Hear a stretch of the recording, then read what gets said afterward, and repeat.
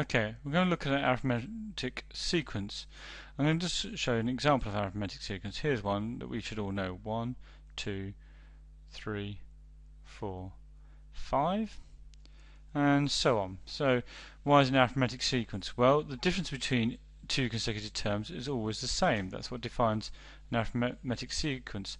So in this case, the difference is always 1. Let's have a look at another one. Let's have a look at this one that goes 7, 5, 3, 1, minus 1, and so on. And now the difference between two terms is a negative number. So this one goes down by 2 each time, but it's still an arithmetic sequence because the common difference, is what we call this term, is always the same. So how do we define it? So we define the first term. Most books like to use the letter A to define the first term. And then the common difference. Now the common difference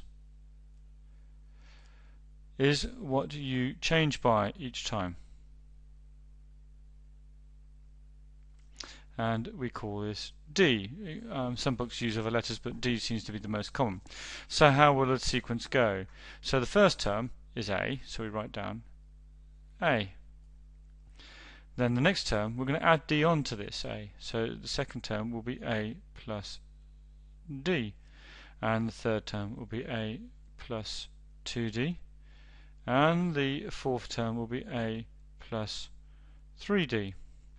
Now what about the nth term? Well, the nth term, we're going to add on, we're going to start with A, as we've done all the others.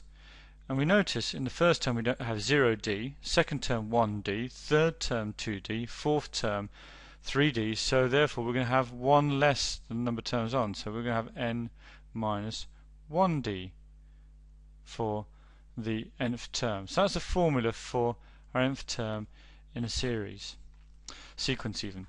Now series is when we add these terms up.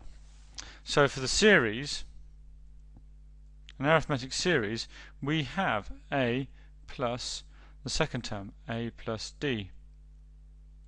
We have A plus 2D plus A plus 3D plus all the way up to A plus n minus 1D.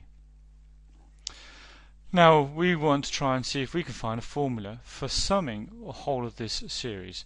So let's call it Sn. It's very common to see Sn, the sum of the first n terms, to apply to an arithmetic series.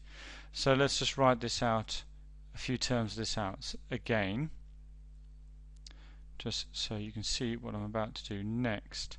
Now I'm just going to write only up to the third term and then add in my last two terms. So if the last term was n minus 1D, my second last term will be A plus n minus 2D. I'm going to take off another D to get to the second last term. And then I'm going to get to my nth term, is going to be A plus n minus 1D. Now, what can I do with this? It's quite tricky to see what the formula is, but let's have a look at what happens if you reverse the order. In fact, let's have a look at what happens if we reverse the order of the first 5 terms of the sequence. If we write the original sequence 1, 2, 3, 4, 5, and then reverse the order 5, 4, 3, 2, 1, let's add all the terms up. 1 plus 5 is 6, 2 plus 4 is 6, 3 plus 3 is 6, 4 plus 2 is 6, 5 plus 1 is 6. And notice we end up with all the same terms. Let's do the same with this one. I'm just going to take the first 3 terms just to save us some time. 7, 5, and 3. Now let's add them up in the reverse order. 3, 5, and 7. Add those all up and we get 10. So it seems that we always get the same number when we put it in reverse order and add the two sequences together. So another way we could write Sn, if we write the last term, A plus n minus 1D, and the second last term, sorry, I maybe put a bracket around the whole term so you can see that's one term, and a bracket around the whole of this term, so you get A plus n minus 2d.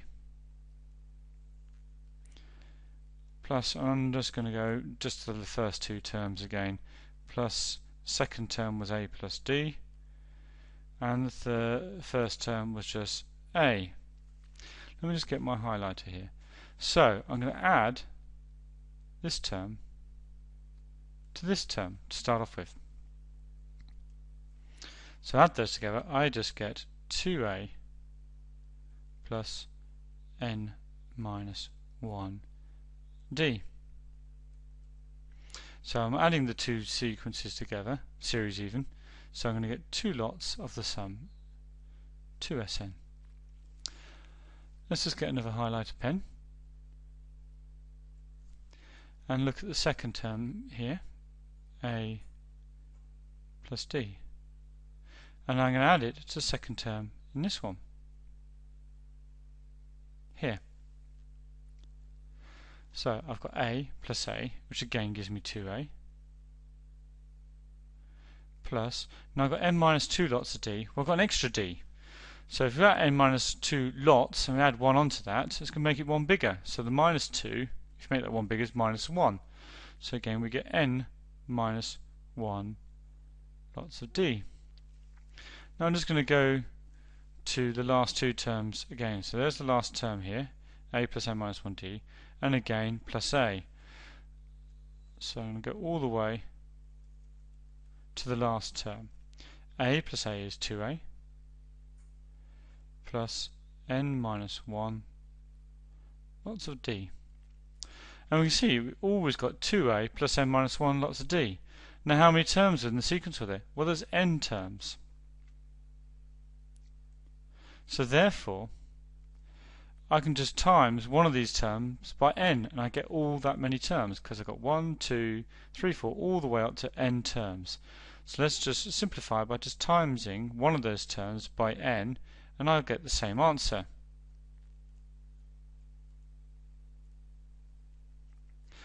And I now got what 2 times Sn is, but I just want Sn, so I'm going to divide by 2. Now if I just divide by the n by 2, that has the effect of halving everything.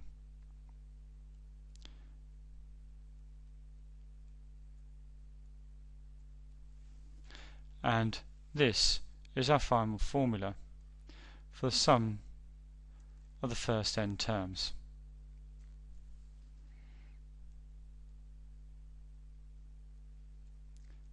The first n terms. And then we can use that formula to solve lots of problems. So that will be for the next video.